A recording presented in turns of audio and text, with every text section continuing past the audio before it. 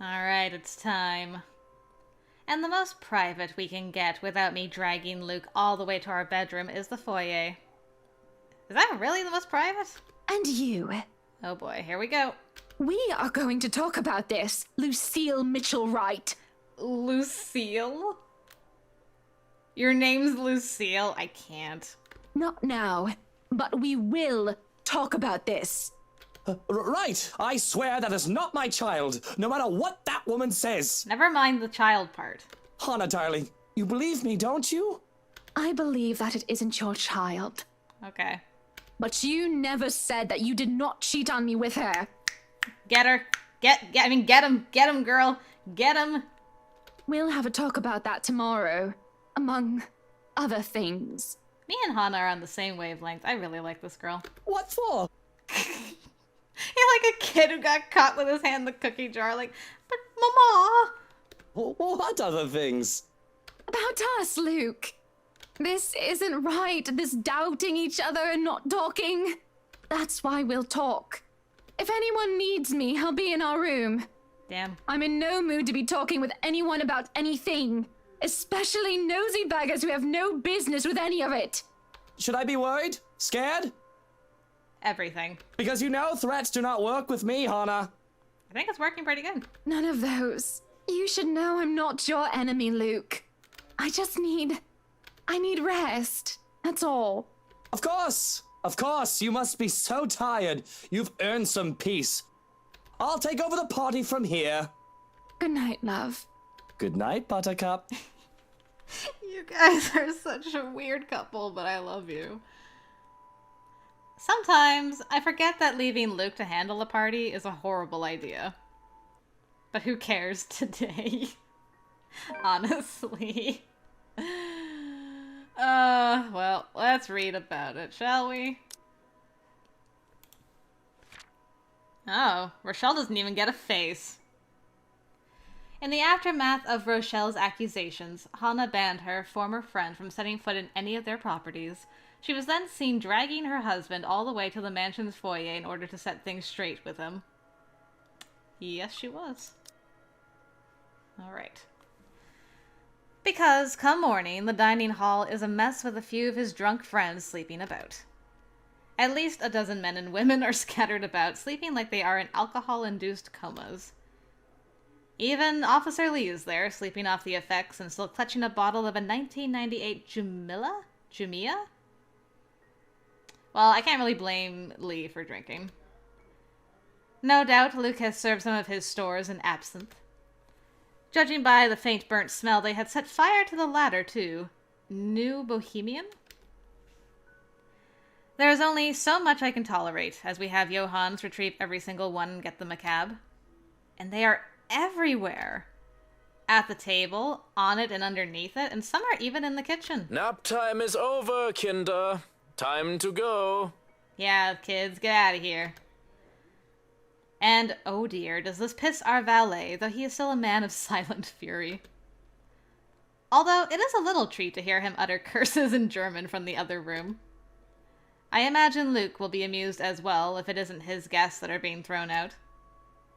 Instead, he's brooding in his seat, rolling a stalk of daffodil in between his fingers. He's energetic. And you aren't drunk. I know, I was just thinking that. I'm like, wait, Luke is not one of the ones passed out? That, or you are getting better with handling your hangovers without your dog hairs. Should I be looking out the window to see if the sky has turned red and if pigs have started to fly? Dang. I am unfortunately completely sober, Hannah. Why? And how does it feel not being hungover? Still miserable. It'll get better. Or so they say. You wanted to talk about something? You know, for once, I wish you were hungover. Damn. Maybe this isn't the best time for this talk. No, please. I do not like loose ends. And this is a bloody ugly loose end. Then, first things first. I want you to be honest with me. Just between the two of us. Without others to impress. Without people listening in. Just you and me. Did you or did you not sleep with Rochelle Lee and got her pregnant? I didn't get her pregnant. But the thought of having a child with her? Can you just imagine it? Or rather, don't. I can already see it. It'll look like that ruddy pig boy from that young wizard book. The heck, Luke? I don't care about once upon a time. What I'm asking is if you were with her the other night during my party. Him not showing up in most of the gatherings I've hosted in the past is nothing new, of course. The one I've had last week is no different. It's merely another thing I've gotten used to between us after things turned sour. But after Rochelle's outburst last night, I won't deny feeling the disappointment. The betrayal. What's done is done, however, though at the very least I still want to hear the truth from him. She made me meet with her the night of your party. Luke. But I swear, I only agreed to go so that I could tell her I wasn't having none of it. It isn't my baby. I don't even think it's Lee's. Poor bloke. Oh, God. I mean, I probably slept with her once. Probably? We were probably incredibly drunk, but that would have been a long time ago before she was preggo. Please continue. Are you sure, Luke? You're not making anything up or leaving anything out? Of course not. I swear it on my mother's grave. He swears it, he says, as he hands me the flower with such tenderness. And I believe him. Well, if that's all you wanted to talk about, you shouldn't have made me worry. For the sake of my sanity and for the sake of our marriage, I'll pretend that you never said any of that. Are you sure you aren't drunk now? Haven't had a single drop and hating it. Would you like something to drink? Because I'm not done. Pregnancy announcement? I have something else to tell you. No thanks, maybe I will after this little talk you wanted to have. I already told you, and you already said you believe me that the brat isn't my child. I already spilled that I might have had drunken sex with her once, and you wish to wipe that off your memory. So do we have anything else to talk about? Because have at it. Alright, well, go Hannah. I'm all ears. You're pretty miffed for someone who just admitted to his wife that he's cheated. Yes. And you're stalling. I can tell that incident has you shaken up. So why don't you just spit it out and get this all over with? I'm pregnant. Knew it. This is the time to announce it. Alright. Well done. What? Come again? You heard me. You've got to be kidding, right? No. This must be some kind of joke. Are you taking the piss at me? Because, woman, I don't need a second fake pregnancy. Instead of answering, however, I stay silent and let the matter of the fact sink into his head. Uh-oh. His face heats up for a moment before he goes pale. He raises a hand in the hopes of asking for a drink, but the morning staff are still busy evicting the last of his inebriated companions. And he doesn't even bother to bark out orders as if he's lost his very voice. Actually, he looks like he's on the verge of hyperventilating. This is Hannah. Hannah, darling. Yeah? I need some air. How long have you been? I like that he accepted it fairly quickly. 3 months. And the twins. Oh! Although we don't know yet if they're a boy or a girl Twins! or both. Good God.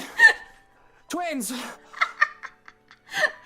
Oh, look, you're sending me. I'm going to be a father to 2 tiny babies. Does it help if your voice gets higher? Breathe, Luke.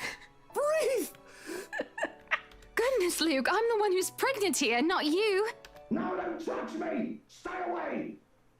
Oh, yes? A scream cuts off my amusement, and without thinking, Luke and I rush to the foyer. Oh, well, the music took a turn. Oh. Hannah confronted Luke regarding last night's drama. He confessed he slept with Rochelle, but insisted that he's not the father of her child. Accepting his apology, Hannah then informed him that she's 3 months pregnant. Their talk was interrupted when a crazed Officer Lee refused to leave the mansion, screaming about helping a crying woman. Oh man, all our guests that came to our party are dead. They're all gonna die. There stands a crazed-looking chief inspector, trashing about as he tries to make it up the stairs while Johannes holds him back. What is going on here? Und tschüss. All the Schweinehunde must leave, including you, Chef Inspector. My goodness, that's German. This one is very problematic and will not leave. No, you can't make me leave. I need to stay here for her. I need to help her. Oh, Rochelle? She's probably already at home, dearie. Or she might have already gone and skipped town. Who knows? Oh, for the love of... There's no point talking logic in him. Lee, go home. You're drunk. Did you really, Luke? Can't you hear her crying? She was crying, just weeping and in so much pain last night. I couldn't help her. Drunk, sobbing bastard that I am. But my help. She needs my help. Tell your fucking stupid lapdog to let go of me, Luke! Or I'm gonna knock him down and I'm gonna knock the two of you down too! Language! I've already dealt with your wife, so don't make me deal with you, Lee. Or I swear I'll... Hannah, enough. Don't stress yourself over him. It'll be bad for the twins. Oh my goodness. Luke! Alright, Luke's redeeming himself slightly by being, like, immediately... Look after the kids. He's already taking the dad stuff seriously. Okay. So go back to your breakfast and let me handle this, okay? Are you sure? Why wouldn't I be? Now, go ahead and do something less stressful. Not here. This is where death came for us last time. Try to. Go ahead. And do nothing. There isn't much to do, it seems, whenever I step up to the plate and try to take responsibility for something. Perhaps because everything is already being handled by someone hired specifically for that job? And with Johannes overseeing the staff and Luke handling everything else as a whole, that doesn't leave much for me. Scroll Twitter or something. Oh, that's not very... That's stressful, actually. Go online and search for baby clothes. Yes. I can't even take the job of delegation because all it takes is a word to one of the senior staff and everything will be taken care of for me. Moving in here a few days ago may have very well been the chore that took the most effort from me. And that didn't take any real effort at all. Yes, Hannah, go buy a mansion in the middle of nowhere. Good idea. Great plan. Well done. There are no dishes to set aside and busy myself with. Any mess left behind is now nearly non-existent. To sit on a counter while eating cake is supposed to be my next plan. That sounds delightful. Alas, there isn't even one to finish off, and I don't really know what brought me to the kitchens in the first place. Death. It's not like I'm craving anything else, nor do I have any unfinished business left here. But there's a calling to this room. Speaking of calling, why not do just that? Might as well, since I have nothing else to do. At least that will require some effort on my part. With how cut off from the rest of Luxburn the mansion is, and with how long it was abandoned before we moved in, having a landline is out of the question. The solution, supposed to be, are mobiles, though it isn't much considering how spotty the signal is in the area. It'll take a bit of maneuvering to get even a single bar as it is. It takes a bit, as I said it would. I have to park my rear on one of the cold drawers, but that suits me just fine. Another matter that needs my effort is who to call. She who must not be named is certainly off the list. That doesn't leave much in the category of close friends who attended the party, along with the category of who else is awake at this early hour. But soon enough I manage and the call goes through. Hello, Rebecca Gales here. I'm calling Becca! Who's this? Good morning, Becky. Hannah? Oh, wait, how did you get my number? You responded to your RSVP through the phone. It's all saved in here, of course. I thought I'd like to say hi and make plans and get together sometime. Wow. Also, I'd love to hear news about your mother and father and about you, my dear. Oh, I hope I didn't wake you up. Oh, you're good. It's sports day at school today, so I was just prepping for that. Figures that you'd be a teacher as well. I'm sure your students must absolutely adore you. Don't know about that. Mathematics? History, actually. Anyway, it's real nice to know you've got my number. I was going to ask for yours because Mom wanted to keep in touch. You could have asked, silly girl. I would have gladly given it to you. Couldn't, though, because, well, the thing that happened. Eh. But really am sorry, though. I gotta run. School, schedule, stuff. Is there anything else you want to say? Don't want to use the mobile while driving. Oh, of course, of course. I shouldn't keep you. But I wanted to thank you for your company yesterday. Not a problem. And for that other thing as well. What for now? For what you said to me. With what had happened. It's been very helpful in...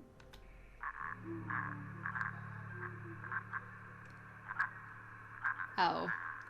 The call starts to go to static, much to my frustration. A strange clicking noise drowns out most of her words, too. I doubt she can understand what I'm saying. And the line completely dies. That's a lot louder now.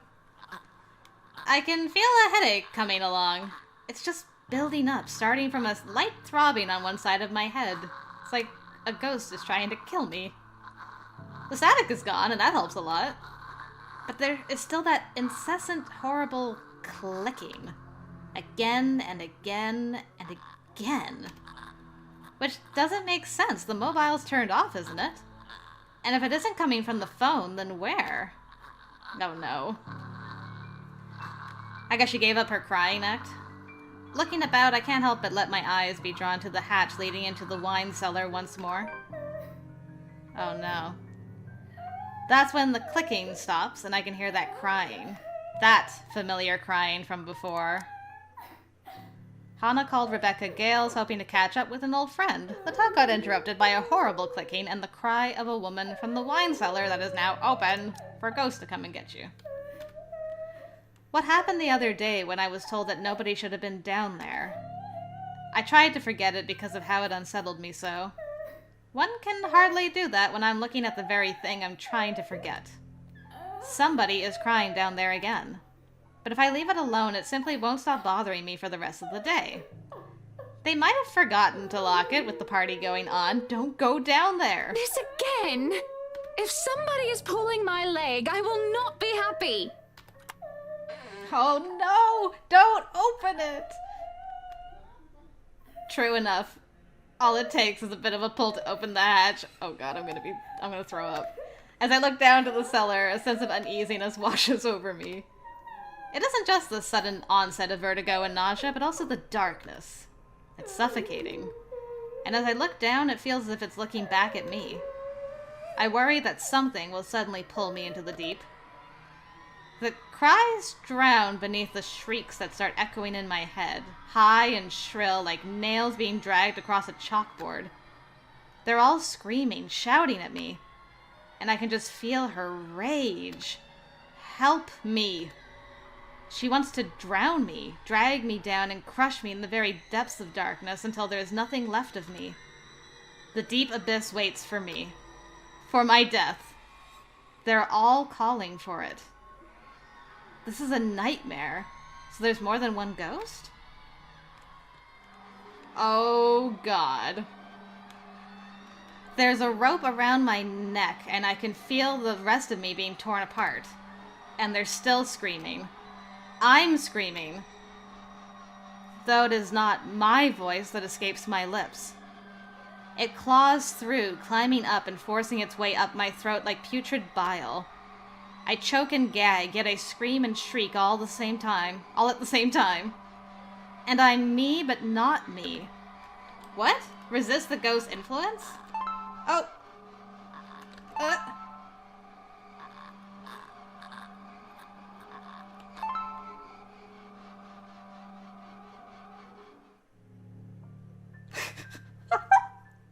Am I alive? Resist the ghost influence. It sounded like Hana was being possessed.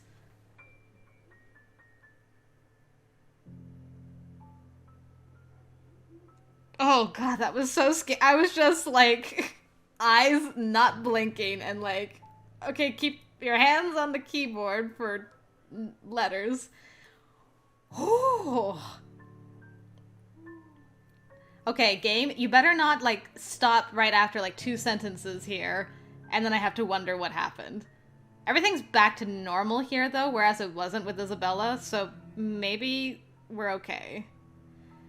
I have to protect not just Hana, but the twins too, so don't scare me like that. It pushes me down to my knees before I'm prone and vulnerable on my stomach. It makes me tumble, and I can just feel my whole body seizing, writhing on the floor. Everything and nothing hurts. It feels like I'm on the verge of death. And if I'm not dying, I nearly wish I actually am. Hana? Hana, what is going on in there? Luke, come save me, please. Why are you? Prince. Prince? What? Prince? What is... I don't think I've heard that term of endearment before. Is that the ghost? Oh. I think that was the ghost trying to take over. Hopefully winning that QTE means it's gone. Seeing Luke, something snaps back, and I am able to take a grasp of air on my own volition for the first time in what felt like centuries. I would have rejoiced and cried for his name if the pain still did not rack my body. Aww. In safe hands. Instead, all I can do is stare listlessly as he comes to my side and lifts me up, cradling me in his arms. He tries to get me to my feet, perhaps to take me out of here. But all he's able to do is get me to sit, make sure I'm not trashing on the floor. I can still feel my muscles spasm, limbs jerking like a puppet's on a string. Luke holds me tight and keeps me still so that I do not hurt myself anymore. Whatever it is that happened, it has my mind feeling frayed and battered. Eventually, the pain dies down into a dull ache and my own tongue stops feeling like cotton. Shh, wow, that is terrifying. It's only now that I can feel the wetness on my cheeks, tears streaking down my face. A coughing racks my body now that I don't feel like choking. And it just all feels so horrible. But I don't care. I don't care. Luke, please. What happened here? Who did this to you? I don't know. Aw. I'm so sorry. Shh, it's all right. You're safe now, Hana. You're safe now. Is that the end? That's the end!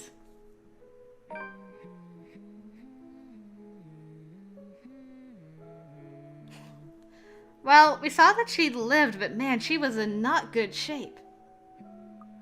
Such humming. Alright. Zachary, I guess. I'm still like coming down. Oh, hold on. I'm taking a sip of coffee. I know caffeine's not the best way to calm down, but it's what I got. I'm working with what I got.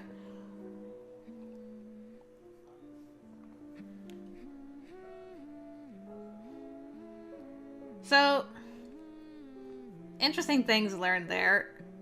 It sounded like there was multiple shrieks, and she says them. So is it, I don't know, like a We Are Legion kind of deal, where there's like a whole bunch of people in the ghost lady? Or are there just other ghosts that we haven't seen yet? There was a lot of rage directed at her more so than Isabella picked up on. I don't know if any of that means anything yet, but it's interesting to note anyway. Okay, so Zachary, Zach Steele, was born March 20th. He's a... Excuse me, I got so much air from being terrified. He's a PC's, 31 years old, 6 feet tall, a freelance photographer, American, agnostic. Diploma in digital film, likes pie, who doesn't, photography and filmography, documentaries, cooking, acoustic guitar, and video games. I knew I liked you, Zach. Before his parents' death, he lived in New Jersey where his family owned a diner and bakery. He and his older sister were orphaned due to a hate crime, and they were forced to move to England where their grandparents lived. Wow. He had loved cooking and helping out with their old diner, but grew lazy and disinterested after the incident. It did not help that he was one of the few blacks in a predominantly white community at the time. His passion for the visual arts was sparked when he found old Polaroids and home movies of his parents. Freelancing helped pay his rent, but the man had long set his sights on the indie film scene. It was during the creation of his first documentary that a robbery occurred, and Ashton was there to investigate. Being in the wrong place at the wrong time led to Zachary being placed as a suspect, but the rookie detective helped him clear his name. Wow. Interesting. Okay, we don't have a journal entry yet. The pleasant aroma hits me long before I cross the threshold. Faint, but light and warm. A reminder of what home is. Pa's stern but commending gaze. Ma's tender smiles. The sunlight filtering through the eaves in the morning. Is Zach dreaming then? And the distant smell of cinnamon and vanilla as it drifts through the air every time something cooks from the room. The room. Our room. Ma and Pa's pride and joy. My sister and I too eventually. But we ain't allowed there. Not yet. Not until we're taller or older. Not until we've learned how to take care of ourselves and not burn our hands or reach the cupboards without having to be lifted. But a little peek wouldn't hurt, yeah? Oh, that's weird. He's like an adult in a child's memory. The floorboards are cold under my feet more than it usually is. The walls more forbidding than what I'm used to. Farther and farther the room goes. Ma's singing ceases, and Pa? No, please wait. Aw. I'll be good. I'll sleep on time. Don't go. I can't hear Pa. You're really gonna start this with this? Oh man, talk about not pulling punches. Not above the raucous clanging and the deafening roar of gunshots, nor the screams replacing the comforting soft melodies. There is only the blinding fear. When my foot slips, the red sea that catches me is bitter and frigid, but the blood that drips in my hand is warm, warm, warm. It ain't my blood. The walls tumble and everything goes quiet. Wow. It takes a few moments for everything to fall into place, for my eyes to adjust to the relative darkness of the room. Sorry, just looking around his room to see what it's got. It's got some nice pictures. It's got his camera. He's got a little fish mat. And a poster with some music on it. Looks like an anime girl with a guitar. It's really cute. Cute room you got here, Zach. Despite the pleasant chill the AC brings, my shirt is clinging tightly to me and my blanket a tangled mess around my throat. Oh, ugh. Too soon after what happened at the end of Honda's route. Morning has not even arrived, and yet... Way too early for this thing, man. And too long. Too long since the last I've woken up drenched in my own sweat, head littered with thoughts that are gone as soon as my eyes open. All too often, only imprints and brief images are left to haunt me for the rest of the day, or until my mind forgets about it. Egad, whichever comes first. Has anyone ever honestly thought egad in their own head? Egad! Yet vivid or not, what little I can remember does not matter. Regardless, the desperation sticks. Clawing up, pushing, urging me to relive every moment, every sensation, and... What? Did we fall asleep again? There's a twinkle in Ma's eyes when she looks up from her work, flour dusting her nose and cheeks. The scent of freshly baked bread wafts from the oven as soon as Pa opens it, and the homely fragrance of honey fills the room. He reaches up to wipe the small beads of sweat away from his forehead before gesturing for me to come closer the moment he spots me on my little hiding place behind the door. I expected him to be angry, but his pat on my back when I come within his arm's reach is encouraging enough. We'll have to taste these first before we put it up for sale tomorrow. You up for it, little man? Is it good enough? A knock cuts through the air before I can answer. Sharp, heavy, demanding, familiar. So distantly familiar. Ma ushers me out the kitchen when Pa moves to answer it. But I know. I know what waits outside. The taste of blood in my mouth sends an unpleasant churning in my gut. Ma's apron crinkles under my tight grip.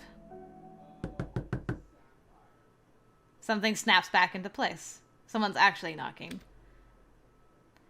My bed remains in an utter disarray. The walls still need a new paint job, and the wall clock ticking opposite my bed is as unsettling as ever.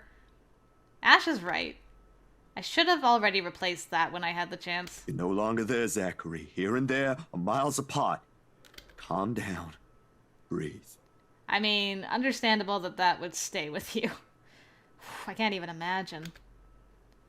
The pressure of my own fingers against my temple is a welcome sensation over the anxiety gripping me. It never really did anything to stave off the headache sure to follow after this before, but it grounds me. A little reminder that I am safe, away from the place I once called home, from Ma and Pa's. The urgency with each rap that follows finally chases away the ghosts threatening to hang around. Who is at the door at this hour? Why anyone thinks it's a good idea to knock at someone else's door this late confuses me. Nana would chase them all away with a broom if she was here. But no matter, it's a welcome break from the thoughts about to take a morbid turn if I'm left festering.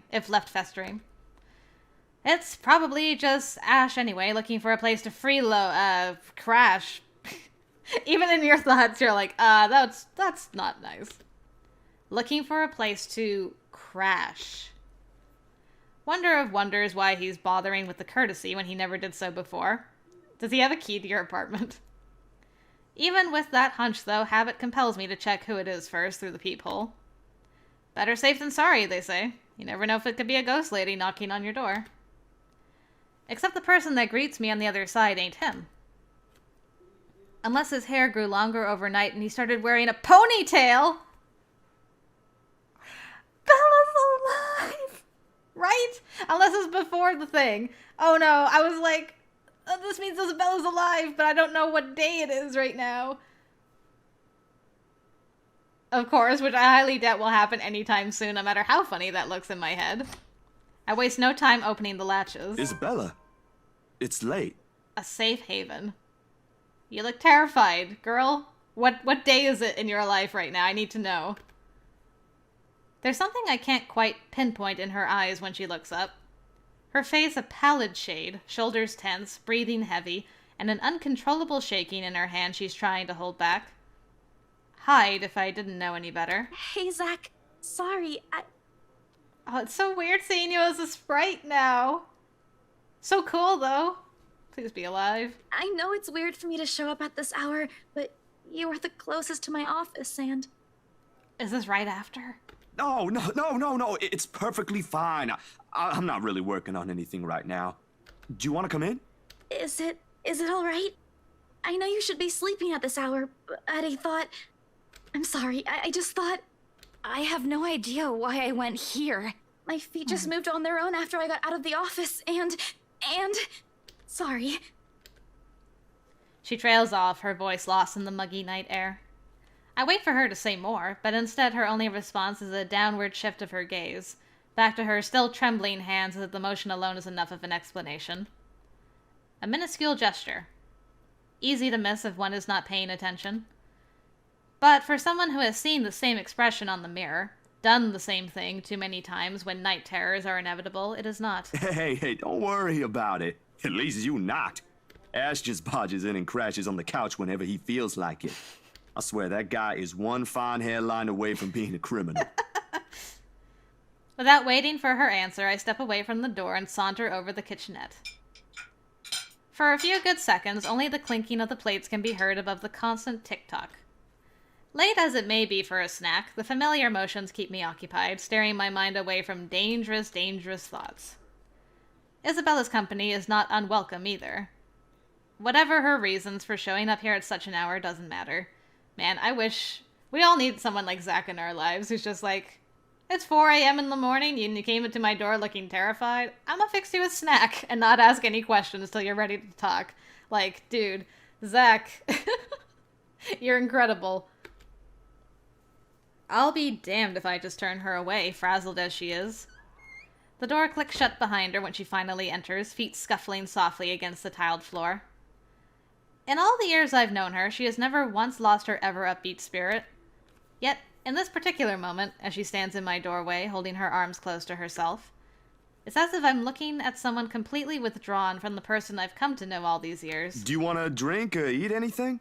I haven't restocked my food stash yet, so ingredients may be a bit limited. But I'm sure I can whip something up with what I have here. Just water will do, please.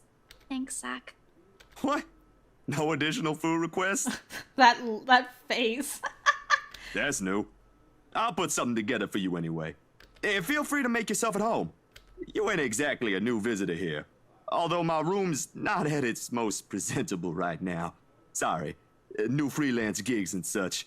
Didn't have time to fix things up here lately. It's okay. I don't mind. Usually, she'd have something more to say about that. A quip, a witty remark to provoke a laughter or two. Nothing from her this time. Only a weak smile before she takes a seat on the couch and a silence that stretches out until what we left hanging feels disconcerting. Before everything turns stifling and awkward, I continue talking, if only to keep the dead air at bay. How's one supposed to keep a conversation going when the person you're talking to is like this? Anyway, gigs. Can you believe this one client we got? Boss had all my schedule shoots shifted after they caught wind of this couple buying a new property. Ah. Man, must be nice to have all the money in the world. The world itself moves for you, huh? She's curled up on one side of the couch and hugging her knees close when I bring the tray carrying the sandwiches and the water she requested. She starts to straighten up as I'm unloading the contents, but pauses as soon as I hold up my hand in a halting gesture. You're a guest. Didn't I say you're free to make yourself at home? Here's your water. Careful. The tremor in her hands, though lighter now, still hasn't subsided when she reaches out for the glass. I give her a questioning look, but she is quick to avert her eyes, keeping herself occupied by taking small gulps of water. Or maybe she just doesn't want me asking questions. Worrying? The sudden loss for words, this bout of quiet not normally present in our chats. Even the creaking of the old chair when I casually take the seat is a welcome break. Although the company's familiar, this has gone way past unnerving. What happened? Overtime at work? She doesn't answer immediately. Another gulp drains her glass of its remaining contents. One would think it will be enough to help her recover, yet she doesn't lose her taut grip on the glass as she cradles it on her lap. Her eyes take an unfocused gaze when she speaks again. Yeah. Girl, talk to him about it. Boss handed me extra work today. After what happened to Rose. So it is... Oh, she's alive. Oh, thank God. Because the thing with the ghost happened the same day we found out about Rose. So she knows about what happened to Rose. This is directly after. Oh, thank God. Isabella, you're alive. I've been so worried for an entire chapter. Oh. I'm so relieved. Rose. Why do I feel like you've mentioned her before? Sorry, I'm better with remembering faces than names. She was my coworker. That will take some getting used to. I was just talking to her the other day. Was? Did she resign or something? I think I'm missing a few details here, Bella. You've never met her. I think I did mention her once or twice. It doesn't matter. You probably heard her name recently from the news than me. Something clicks then. A little memory from the night before. The bright red light from the dark room, the strong odor of the stop bath, the television's barely audible murmur in the background, and a glimpse of a bloody room. The news is everywhere, even in the morning that follows. I just didn't think its effects will strike someone this close to me. Oh. Damn. I didn't mean to bring that up. No, like I said, it'll take some getting used to, but it'll get better. I hope it will. Things might become a little busier for me, though. She left a lot of things unfinished, and I'm one of the few people in the office who knows how she works. Boss thinks the transition will be easier if I handle it. That explains it. Well, just don't forget you still need rest. Even the most hard-working people I know don't keep hours as late as this. Hell, the subway stopped running hours ago. Crime rate might be lower here than most places, but that doesn't mean you can walk around freely in the middle of the night. It's just for today. Still a good thing you dropped by here first. I'm not just about to let you walk out here alone, especially not in the middle of the night. Who knows what else could happen? I'm not saying you should go right now, but I could accompany you home if you... No! Wait, please! Aw. She doesn't want to be alone. I don't blame her. So far, the ghost hasn't shown up to more than one person at a time. So maybe? The vehement tension in her voice makes me pause, and it is in this instant the mask she's been keeping up falls apart, if only for a short while. Right then and there, I understood what's hiding behind her unfocused stare from the moment she arrived. Fear. Pure, unadulterated fear. It's disturbing to see such marring her usual upbeat countenance. With a sigh, I cross the small distance separating us and kneel in front of her. She doesn't flinch when I do so. However, the way she appears to make herself smaller against the couch is telling enough. Bella, this ain't just about your coworker, is it? What is it really about? I'm all ears. Oh. The sound of glass shattering rents through the air as soon as her hold on it loosens. In the span of a few seconds, her breathing grows labored. I don't know. I don't know anymore. She claps her hands over her ears, pressing it tightly against the sides of her head. Her voice grows weaker with each word, each plea coming out of her mouth. Please, please don't leave me alone. I don't want to be alone right now. I can't shake it off. Everywhere's not safe and... All right, Isabella. Look at me. Look at me. My hands are firm on her shoulder when I pull her up to look at me. It takes every force of will to ignore the terror in her eyes in favor of taking control of the situation. Too close. Too similar. Breathe. Breathe. You're safe here. Inhale. Hold. Exhale. Stay in the present. I'm here. No one's gonna hurt you. Do you want to talk about it? Aww. The force with which she shakes her head is enough reason to drop the topic altogether. No more. Please. No more. I don't want to remember anymore. Okay, no more talking. I won't ask anymore. Can I get you anything? Another glass of water? I think I have a tub of that pistachio ice cream you love so much. Oh my goodness, Zach. We're gonna have to clean this mess first. Will you be fine on your own for a little while? She nods lightly before retreating into herself again. No more words are exchanged after that, and I take that as my cue to start cleaning the shards littering the floor before either one of us get hurt. The quiet hum of the AC is a pleasant distraction as I go over the menial task. More so than her ragged draws of breath or my little feeble attempts to tell a quick story or two. But the latter does the trick.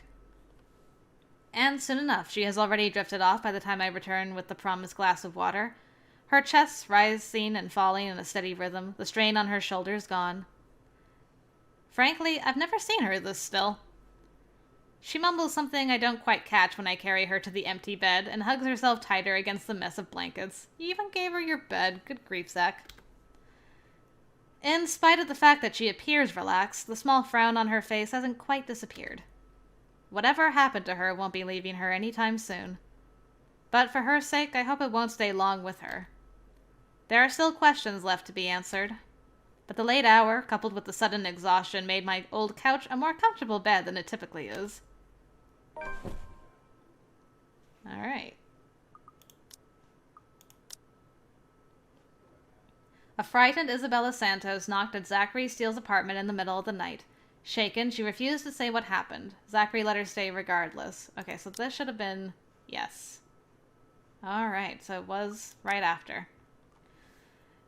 Darkness immediately welcomes me as soon as my head hits my makeshift pillow. I can only wish the dreams will keep at a distance for now. For both of us.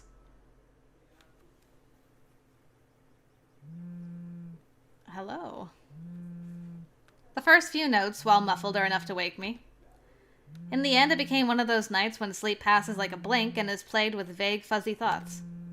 I lift a hand to rub away the drowsiness from my eyes, although it does little to relieve the gritty, burning sensation from my eyelids. Outside, the sun has yet to peek over the horizon, but night has already given way to the cool morning light, washing everything in subtle gray hues. At this hour, the entire city remains unstirring. Ordinarily, waking up before my own alarm means abusing the snooze button, twice or thrice just to catch those precious few extra minutes of sleep. But the persistent ringing makes it impossible now. This better be good. That's that growl. Groggily, I scramble for the bag sitting at the foot of the bed. Of course. The ringing still hasn't stopped, even as I fish the phone out, and Ashton's name flashes brightly on the screen when I turn it on. Must be pretty urgent if he hasn't dropped the call yet. Took you long enough, Z-Man. Oh, God. Ashton, it's 6. 6? 6 in the morning. Sun hasn't even risen. Hell, my brain ain't even awake yet. Stop calling me Z-Man. It's 20 past 6, Zach. Well, excuse me. You want to talk? Give me back my 5 extra minutes, Ash. I want my sleep. Yeah, I'm like, usually Ash is not a morning person, so what's going on? Hey, don't make fun of me. I can be a more person too if I want to. Uh-huh. What's this all really about? You don't usually make calls around this hour. Is the world ending today? Sorry about that. Becca rang me up a few minutes ago looking for Isabella. Said she didn't show up in her own apartment last night. We both tried calling, but her phone seems to be off. Do you have any idea where... I should have known you two would come looking for her first thing in the morning. Not a laughing matter, Zach. You can't really let your guard down with everything that's happened here recently. You've heard about the Cooper woman from the news. Everyone in the precinct has been restless ever since the incident the other day. Yeah, I get what you mean. Listen, Ash, about Bella. I let my voice trail off, unsure of how to go about recounting last night. If I should even say anything to him. He might be a close friend, but at the end of the day, whatever's bothering her ain't mine to speak of in the first place. On the bed, Isabella remains as still as when I transferred her the night before. Sometime during her sleep, she pulls up a blanket over herself and tucked into it comfortably. Like this, it's easy to forget the horror in her eyes or how much her hands and lips trembled. Save for her firm grip on the edge of the cover, she appears nearly as normal as she would any other day. Almost. I'm not really sure how to go about this while being... Zach, what about her? Something, the worry, the concern, must have surfaced in my tone because his own shifts then. Carefully, as if he's preparing for the worst. Look, you don't have to worry about her. She's with me right now. Since last night, in fact. Thankfully, she's not dead. Oh, why didn't you just say so earlier? She kinda knocked in the middle of the night. I couldn't possibly wake you two over that. And with how things are when she arrived, I thought it'd be best if I let her rest first. I just wasn't expecting people would be looking for her before the rooster even crows. You could have at least called her something. Becca's beside herself with worry when she found out. You know how much she frets about the smallest stuff. I know. I'm sorry. That was a lapse on my part. And I just didn't think... Okay, you know what? Rebecca's worries ain't completely baseless. Isabella hasn't been her usual self since the movie. Maybe even before that. I don't know if I should be opening my mouth about this, but Bella didn't outright say I shouldn't, so... So something's wrong then? I'm not quite sure, to be completely honest. I couldn't get the story out of her. Really? I thought you'd learned something from me by now. That's not it. Ash, when she appeared at my doorstep last night, she was shaking, and when I tried to ask her about it, she just panicked. Had this frightened look on her face. I'd be surprised if this was the first time I've seen it, but it ain't. Dude, the first time, she was screaming. First time? When was this? You weren't talking about the thing in the movie house, are you? Because that was just us fooling around. Granted, I think I went overboard with the joke, but... No, it happened the day after. When she invited us to lunch, you weren't there. Oh, that's right. I forgot. I'm like, when was that face? I'm like, oh yeah. We were walking one second, and then the next, she's crying out. I'll be straight with you. That scared me shitless. It bothered him at the way he falls silent after his telling. But whatever his opinion is stays absent from his voice when he speaks again. He's always been good with that, hiding what he thinks. Did she say anything else? Nothing. Won't tell me anything aside from a few vague words. I didn't want to push it. Where is she? Is she still sleeping? Right here with me, still sleeping. Should I wake her up or something? Let her know you guys are looking for her? No need. Let her rest. I'll drop by in a few. Today? Don't you have work at this time? I mean, I can drop her off home myself before meeting my client later. Look who's talking. My schedule's flexible, Ash. Last time I checked, you're the one who didn't have that luxury. How on earth do you think I'm able to tag along when you need me? It's not completely out of the way. They live on the other side of the town from you, Ash. Your definition of out of the way is a little screwed up, you know. He wants to check on his girl. It's fine. I have some things I need to do anyway. I'll call you back. I've got to let Becca know that Scared Cat's fine. Bye. Oh.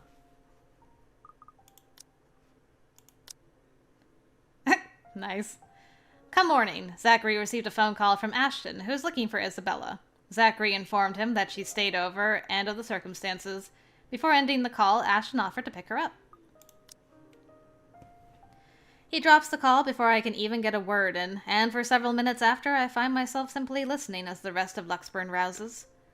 The increasing sound of passing traffic, the bustle of the nearby shops preparing for the day, and the growing clamor of the people while they go about their morning. Not the most soothing sounds to hear following a troubled night, but the routine puts me at ease nevertheless. What's comforting, what's safe, what I'm used to. Nearby, Isabella shifts but doesn't wake, blissfully unaware as the city slowly stirs itself back to life. Was her night as restless as the one I had? Were her dreams as lucid? In hushed moments like this, I envy her. Unreasonable, probably a little unfair, to say such in light of last night. If only forgetting is as easy as breathing. A small yawn escapes me when I rise from the couch to stretch. Luckily, the short conversation with Ash has effectively driven away any will to go back to bed. I still have a day to get through despite the proverbial ghosts hanging around. Ha ha ha ha. The orange bottle sitting at the edge of my table is reassuring against my palm the instant I pick it up. The sterile odor of the capsules equally so. Yet the weight they carry is something I've never gotten used to. Years ago, I'd spend minutes, heck, even hours staring at a single pill prior to taking one in. Now it's just routine. A way to stave off the unwanted nightly visits. Oof, man, that's rough. Although, I don't think Dr. Navarro will be quite pleased if he ever finds out I'm relying on them again. I do owe him a visit regardless, especially after missing our appointments on purpose and ignoring his calls for weeks. Another sigh comes out, tired and weary, and then I pop the tablet into my mouth. Zach? What time is it? Hey, girl. The bottle on my hand hits the table with more force than necessary. As much as I trust my friends, there are some things I'd rather keep to myself. Morning, Bella. Did you sleep well? She answers the question with a long, drawn-out yawn, one reminiscent of a child. A chuckle manages to come out of my mouth at the sight. In this manner, it's easy to mistake her for someone too young for responsibilities. Inexperienced and immature, even. Easy to forget she was thrust into the role of an adult earlier than her own dreams can afford, to overlook how surprisingly observant she can be at times. Maybe not on the same level Ash exercises for his investigations, or Rebecca needs for her own work, but it's certainly enough to deftly put what she sees around her on canvas. And if the way her eyes flickers to the table and my hand says something, it is that I won't be able to avoid the questions this time. Only a little. I don't remember how I ended up on the bed, though. My doing. You didn't look very comfortable sleeping on the couch, all hunched up like that. It would have been enough for something temporary. Sorry I stole your bed. Hey, it doesn't matter. Besides, what kind of gentleman would I be if I leave a lady sleeping in such uncomfortable conditions? Not in this house. My nana will give me a tough scolding if I ever did that, I'm telling you. Thanks a lot, Zach. I know I barged in at a very inconvenient time last night. I wasn't really thinking when I did, and... Hey, it's cool, Bella. I ain't mad at you. That's what friends do. You guys are welcome here anytime. Although Ashton abuses the anytime part a lot. I don't really mind. We might have less wiggle room if all four of us are present, considering the size of this place. But as long as no one makes anything explode, it's totally fine. Fine or not, I still owe you one for last night's trouble, especially since you don't seem to be... A concerned expression passes over her features as she spares another cursory glance over the table, back to the bottle holding every small piece of what keeps the bad memories at bay. Oh gosh. The blood blooming over Pa's heart, the horrified look on Ma's face as she watches him fall lifeless to the ground, and every ounce of spite seeping from the stranger's smile. You don't belong here. You monkeys don't belong here. It never stops, doesn't it? Well, you don't seem to be feeling well. Let me know, okay? I'll make it up to you somehow. She makes a slight gesture with her head towards the bottle, asking a question without really asking. Subtlety has never been one of her greatest assets, but right now, Even Ash would have been a little amazed, if not at loss for words at that. She has left it up to me, whether I'll ever give her the response she wants to hear or not. A little clever, coming from her, if anyone would ask me. Yeah, tell the truth.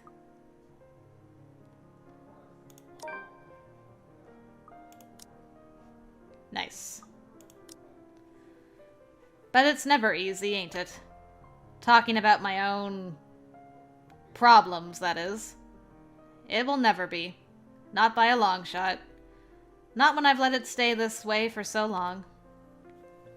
I realized that long ago, when the wounds are still fresh and the dreams are a nightly occurrence.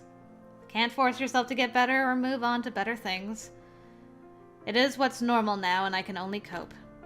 The question in her eyes may be unwarranted, born simply out of curiosity and sincere concern for her friend. I don't owe her an explanation, in fact. But of all the people I keep close in my life, she's probably one of the very few who perhaps I can trust with this. Maybe she won't understand entirely. I can never hope she will. No, never to the full extent. That alone is expecting too much of her, and giving too much of what I can. However, for all her shortcomings, I know she'll hear me out. And that is all I can ask of her. My bad. I was kinda hoping you wouldn't have seen me with these. The pills rattle lightly against the container when I gently set it back to its usual place. Always the small area closest to my laptop near the right hand. Within reach whenever, and a quiet reminder of what I shouldn't miss every day. What? Oh, is it bad? I was just thinking that maybe it's a cold like Becca's. Do you need me to get anything from the store? Soup or something? There's one nearby, right? Aw. I can run real quick and... No, nothing of that sort. I'm perfectly healthy right now. It's really difficult to say, but can you promise me you'll listen at least? What is this about, Zach? I should have been upfront with you about this a long time ago. Well, Ashton found out without me telling him anything. But you already know how that guy is. Can't hide anything from him. If it's something you're having trouble saying, you don't have to force yourself to tell me. I'll forget I ever saw anything and won't ask questions. Promise. No, I need to get this off my chest eventually. Besides, we're already here. Might as well finish what I started, yeah? If you say so. She takes a seat on the couch, her posture easy and open and her smile honest. As if this is just a simple talk between two friends on a regular day. It is far from one, but her unreserved air is enough to stamp down the twinge of unease that threatens to come up. Let's hear it then. Feels like yesterday. And she does. True to her word, she listens while the story spills out of my mouth. Of my ma and pa, that little old diner across the pond, and what it left in me that day. I can't recall most of it now, my own account jagged with a few missing details here and there. The passing years have eroded most of my recollection of the whole incident. All except for that one moment in the kitchen. The ringing of gunshots are as vivid as it sounded that day. Even Ma's hysterical screams the moment Pa's body hits the floor motionless, his lifeblood flowing out from under him. And the gunman. He was smiling. He was smiling when Pa opened the door to welcome him. He was smiling when he put a bullet to Pa's chest and Ma's head. I've heard stories of how the world can be a cruel place for people like us before. I never believed until that moment. Nan and Gran took us right after that. Sis and I flew straight to New Jersey as soon as they heard the news. A few days after, Ma and Pa were laid to rest. And we have a new home a continent away. I didn't even get the chance to take my favorite pillow with me. Aw. They said something about the change of environment will be good for us.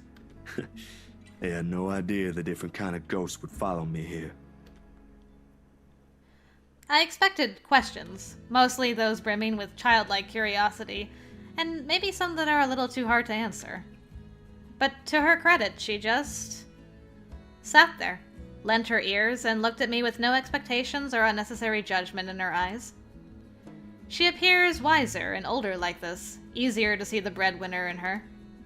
Her younger siblings are lucky to have her. When I'm done, after everything's been said, she wraps her arms around me. A bit awkward considering the gap in our heights, but it gets her sentiment across. Aw, I'm getting all teary. But it's difficult to answer this in kind. If I am even supposed to reciprocate the gesture given my earlier apprehension. She pulls away shortly with a smile on her face. Not the reaction I braced myself for, but it is obviously better than what I imagined. Are you not gonna say anything? Am I supposed to say anything after? Like, apologize or something? I don't think that's very appropriate, but if you want to hear one, I can think of something real quick. Not really. Other people have something to say after usually. And they're not necessarily nice either. Oh? Okay then. I won't. I can't think of something anyway. Sorry. I'm not very good with this. Who else knows, by the way? My older sister, grandparents, and just Ash and you for now. Maybe I think I should tell Rebecca too, but... But not right now? Yeah, not right now. When I'm ready. Like today. I'm sure she'll be willing to hear you out once you do. I don't doubt she will. I'm more afraid of how she'll react after. One step at a time, yeah? Whew! Surprisingly, it feels good to get that one out my chest.